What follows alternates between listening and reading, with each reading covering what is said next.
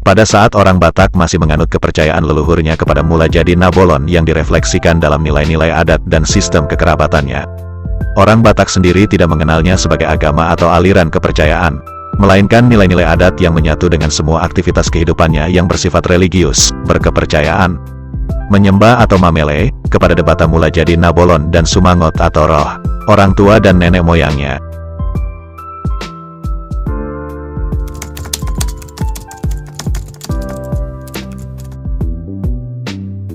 Komunitas Muslim pertama di Indonesia adalah di Pelabuhan Pasai di Sumatera bagian utara pada tahun 1290. Dari Hikayat Raja-Raja Pasai dan Batu Nisan Sultan Malik As-Salih. Tahun 1297. Menunjukkan Islam sudah mulai masuk ke Aceh. Pada abad 13. Juga sejarah Melayu menunjukkan Islam sudah masuk tahun 1612.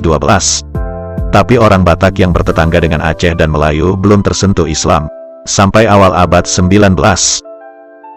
Yohanes Koal, 1922, dalam laporan tentang Sumatera hingga awal abad ke-16, menyebut bahwa Arab tidak mengatakan apa-apa tentang agama penduduk Ramni atau Sumatera sampai abad ke-14.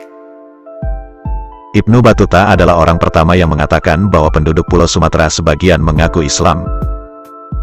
Menurut Marco Polo, yang mengunjungi Sumatera sekitar abad ke-13, hanya sebagian dari penduduk pesisir di Kesultanan Perlak Aceh yang memeluk Islam. Baru pada awal abad ke-14, setelah sejarah Melayu, di bagian barat Laut Sumatera, orang-orang Islam memiliki kegiatan penyebaran agama yang berhasil dalam skala yang lebih besar.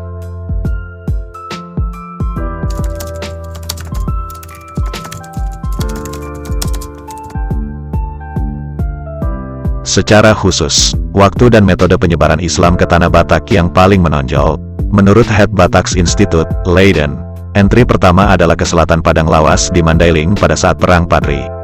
Perang Padri adalah peperangan yang berlangsung di Sumatera Barat dan sekitarnya yang pada awalnya akibat pertentangan dalam masalah agama sebelum berubah menjadi peperangan melawan penjajahan. Pada masa Perang Padri, pasukan Minangkabau melakukan invasi ke Tanah Batak dan melakukan pengislaman besar-besaran di Mandailing dan Angkola. Kerajaan Aceh juga berperan menyebarkan Islam di Tanah Karo dan Papak. Sementara Simalungun dipengaruhi Islam dari warga Melayu di pesisir Sumatera Timur.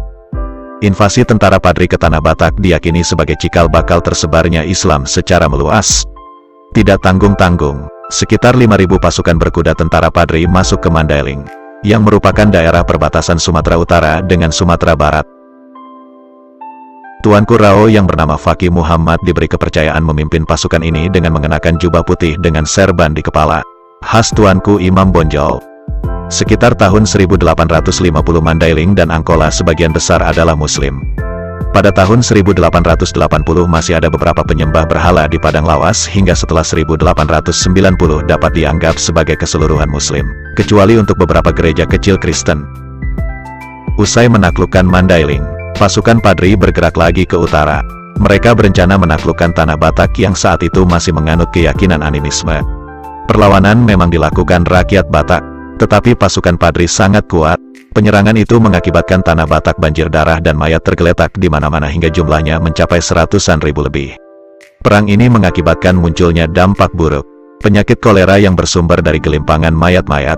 Kala itu tidak ada obat penyembuh. Setiap orang yang terjangkit, paling lama dalam 2 atau 3 hari akhirnya meninggal dunia.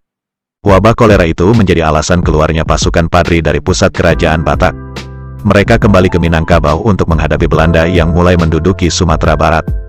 Dalam sebuah pertempuran di Air Bangis, Pasaman, Sumatera Barat, pada Januari tahun 1833, Tuanku Rao akhirnya meninggal dunia.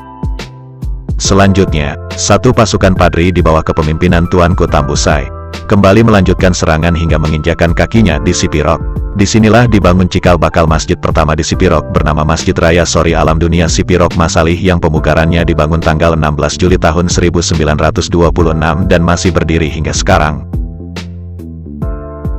Kendati demikian, serangan demi serangan dalam gelombang masuknya Islam itu, tak satu pun berhasil membuat Islam tersebar luas di Tanah Batak, wilayah Kabupaten Tapanuli Utara dan Toba Samosir sekarang. Seolah ada rantai yang terputus dalam proses penyebaran Islam di Tanah Batak, kata Profesor H.M. Ridwan Lubis, guru besar UIN Sumut seperti dikutip dari konfrontasi.com. Sementara itu sejarah masuknya Islam di Tomok, Samosir pertama kali dibawa oleh Panglima Perang Raja Sidabutar kedua, bernama Tengku Muhammad Said yang berasal dari Aceh. Di bawah kepemimpinan Tengku Muhammad Said, wilayah kekuasaan kerajaan Sidabutar kian meluas. Sayangnya, meski sukses dalam karirnya sebagai Panglima Perang, Tengku Muhammad Said gagal menyebarkan Islam. Cerita tentang Panglima Perang Tengku Muhammad Said dan keluarga raja itu dapat dilihat di makam keluarga Raja Sidabutar yang ada di Tomok. Para ahli sejarah mengatakan, kegagalan proses pengislaman di Tanah Batak karena strateginya salah. Apalagi tentara Padri meninggalkan luka mendalam bagi masyarakat Batak. Dalam sejumlah catatan cendekiawan Batak, serangan tentara Padri merupakan kepedihan pertama yang dialami masyarakat Batak. Sedangkan kepedihan kedua diakibatkan perang melawan penjajahan Belanda tahun 1877.